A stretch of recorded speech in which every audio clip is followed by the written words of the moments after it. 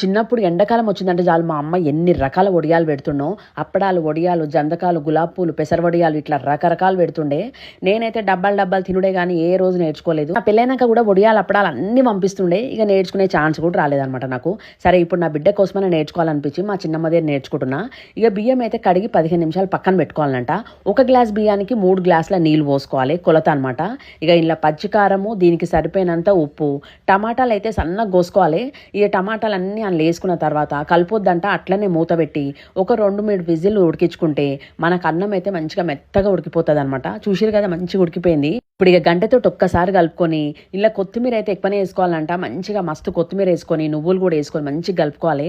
అసలు వేడి వేడి మీద తినేస్తే వడియాలు పెట్టుడు కన్నా తినుడే ఎక్కువ ఉంటుంది అనమాట. టేస్ట్ అంత బాగుంటుంది. ఈ వడియాలు అయితే ఇక పొద్దునే పెట్టుకోవాలి కనుక పొద్దునే బిల్డింగ్ ఎక్కి కవర్ మీద అయితే ఇట్లా వడియాలు అయితే ఇట్లా ఒత్తుకోవాలన్నమాట. మా చిన్నమ్మ మంచిగా సన్నగా భలే పెట్టింది. నాకు అంత మంచిగా రావు.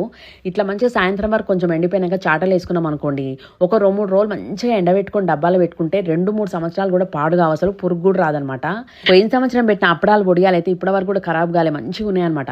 బయటకి ఎన్ని రకాల వడియాలు, అప్పడాలు దొరికినా మన చేతితో చేసుకున్నవైతే తృప్తే వేరు కదా నిజంగా.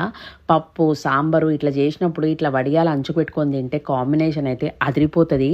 ఈ వీడియో నచ్చింది అనుకోండి, రీపోస్ట్ కొట్టేయండి. ఇట్లాంటి వీడియోల కోసం ఫాలో చేసేయండి.